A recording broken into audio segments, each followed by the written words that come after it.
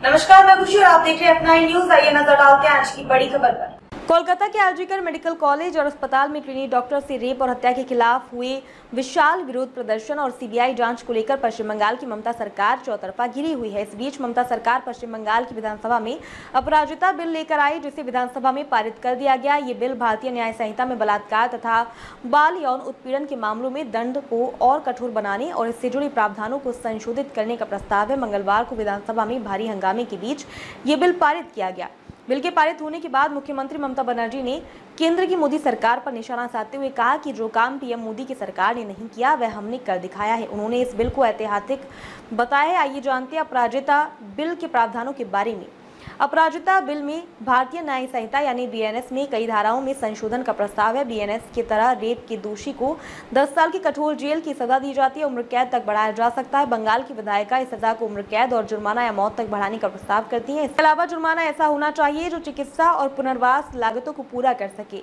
Bill BNS की धारा 67 में भी संशोधन का प्रस्ताव करता है, जिसके तहत रेप के बाद पीड़िता की मौत हो जाने उसे संकटपूर्ण अवस्था में डालने के लिए केंद्र के कानून 20 साल की जेल, उम्र कैद और मौत की सजा का प्रावधान है। ऐसी स्थिति में अपराजिता बिल इसके लिए केवल मौत की सजा तक सीमित कर दिया है।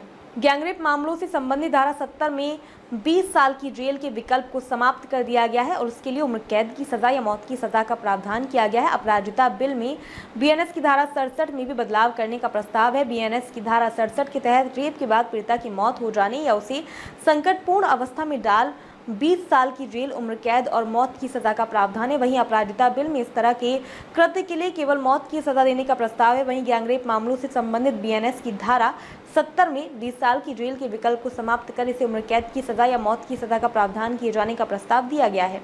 इसके अलावा इस विधेयक में यौन हिंसा की पीड़ित की पहचान को सार्वजनिक करने से संबंधित दंड को भी सख्त किया गया है। बीएनएस के तहत ऐसे मामलों में 2 साल तक की जेल की सजा का प्रावधान है, जबकि अपराजिता बिल के तहत 3 से 5 साल की जेल की सजा का प्रावधान किया गया है। इसके साथ ही बाल यौन उत्पीड़न मामलों में भी दंड को सख्त किया गया है। बिल में विशेष न्यायालय और विशेष कार्यबलों की स्थापना का भी प्रावधान किया गया है, जो यौन हिंसा के मामलों की सुनवाई और जाँच करेंगे। इस बिल को पश्चिम बंगाल विधानसभा में सत्तारूढ़ तृणमूल कांग्रेस और विपक्ष दोनों का समर्थन प्राप्त हुआ है, लेकिन इसे लागू करने के लिए राष्ट्रपति द्रौपदी मुर्मू की मंजूरी की आवश्यकता होगी। उल्लेखनीय है कि क्रिमिनल लॉ संविधान की समवर्ती सूची में आता है, इसलिए राज्य विधानसभा द्वारा पारित कानून को राष्ट्रपति की मंजूरी के बाद ही लागू किया जा सकता है। वहीं राष्ट्रपति केंद्रीय मंत्री परिषद की सलाह पर काम करते हैं। अब केंद्र यह तय करेगा कि यह बिल कानून बने या नहीं। हालांकि इस विधेयक को पश्चिम बंगाल में भाजपा का समर्थन प्राप्त है, लेकिन केंद्र में बीजेपी नीत एनडीए गठबंधन की सरकार है। लोकसभा में तृणमूल कांग्रेस और बीजेपी एक दूसरे के विरोधी हैं, इसलिए अपराजिता बिल को हरी झंडी मिलने की संभावना कम है। इससे पहले आंध्र प्रदेश और महाराष्ट्र विधानसभाओं ने भी बलात्कार और गैंगरेप मामलों में मौत की सजा का प्रावधान किया था, लेकिन इनको भी राष्ट्रपति की मंजूरी नहीं मिली है। अब तक के लिए बस इतना ही। फिर होगी आपसे मुलाकात ऐसी एक और बड़ी खबर के साथ। तब तक के लिए नमस्कार और देखते रहिए F9 न्यूज। खबर बड़ी और खास होगी, असल वजह की तलाश होगी, दुनिया भर के हर गांव, शहर, गली, मोहल्ले पर नजर हमारी होगी।